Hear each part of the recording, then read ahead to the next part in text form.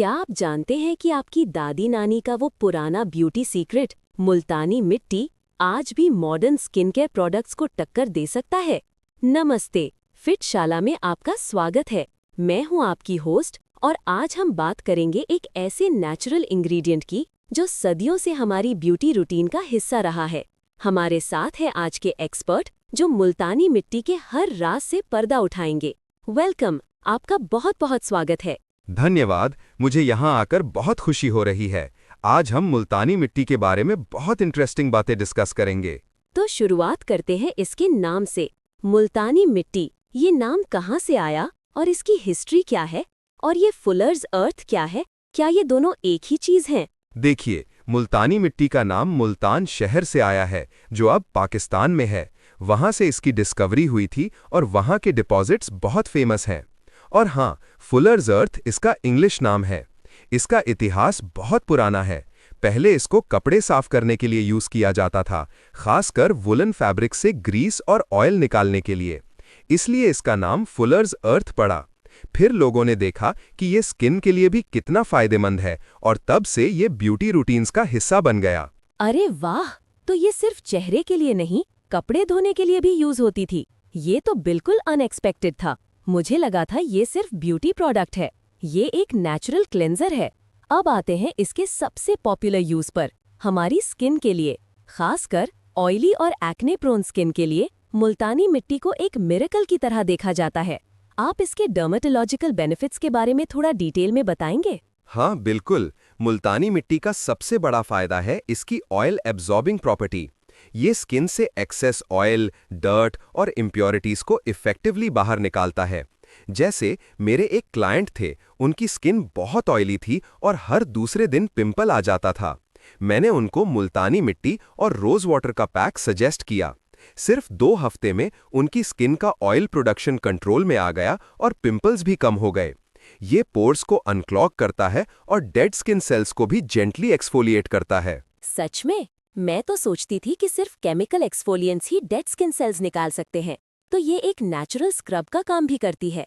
लेकिन एक बात है, मैंने सुना है कि मुल्तानी मिट्टी स्किन को बहुत ड्राई कर देती है, खासकर अगर आपकी स्किन सेंसिटिव हो। क्या ये सच है? आपका पॉइंट वैलिड है। मुल्तानी मिट्टी की एब्जॉर्बेंट नेचर की वजह से अगर आपकी स्किन ड्राई है या आप इसको बहुत देर तक लगाकर रखते हैं तो ड्राइनेस हो सकती है। इसलिए इसको हमेशा हाइड्रेटिंग इंग्रेडिएंट्स के साथ मिक्स करना चाहिए, जैसे रोज वाटर, दही या हनी। और हाँ, इसको 10-15 मिनट से ज्यादा नहीं लगाना चाहिए। एक पैच टेस्ट भी जरूरी है, खासकर सेंसिटिव स्किन टाइप्स के लिए। ये एक नेचुरल प्रोडक्ट है, तो इसको समझदारी से यूज करना चाहिए। अच्छा, तो ये एक इम्पॉर्टेंट टिप है कि मुल्तानी मिट्टी को हमेशा एक हाइड्रेटिंग इंग्रेडिएंट के साथ यूज करना। अब स्किन से हटकर, क्या मुल्तानी मिट्टी हमारे बालों के लिए भी फायदेमंद है? मैंने सुना है लोग इससे हेयर वॉश भी करते हैं। बिल्कुल, हेयर केयर में भी मुल्तानी मिट्टी के बहुत फायदे हैं। ये स्कैल्प को डीप क्लेंस करता है, एक्सेस ऑयल और प्रोडक्ट बिल्डअप को रिमूव करता है। जैसे अगर आपका स्कैल्प ऑयली है और आपको डैंड्रफ की प्रॉब्लम है, तो ये बहुत इफेक्टिव हो सकता है। ये नेचुरल एंटी फंगल और एंटी बैक्टीरियल प्रॉपर्टीज रखता है, जो डैंड्रफ को कंट्रोल करने में हेल्प करते हैं। और ये ब्लड सर्कुलेशन को भी इम्प्रूव करता है, जिससे हेयर फॉलिकल्स को नरिशमेंट मिलता है और हेयर ग्रोथ भी प्रमोट होता है। वाओ! तो ये एक तरह से हमारे स्कैल्प का वैक्यूम क्लीनर है, जो सारी गंदगी और एक्स्ट्रा ऑयल को खींच लेता है। और क्या ये बालों को स्ट्रॉन्ग भी बनाता है? हाँ, इसमें जो मिनरल्स होते हैं, जैसे मैग्नीशियम और सिलिका, वो हेयर फॉलिकल्स को नरिश करते हैं, जिससे बाल स्ट्रॉन्ग और रेजिलिएंट बनते हैं। ये बालों को शाइन भी देता है और उनको सॉफ्ट बनाता है।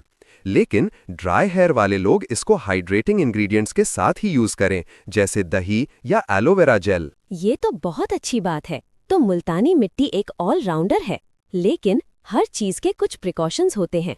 क्या मुल्तानी मिट्टी के भी कुछ साइड इफेक्ट्स या सावधानियां हैं जो हमें ध्यान में रखनी चाहिए? हाँ, डेफिनेटली। सबसे पहले तो, जैसा मैंने पहले बताया, ओवर ड्राइंग।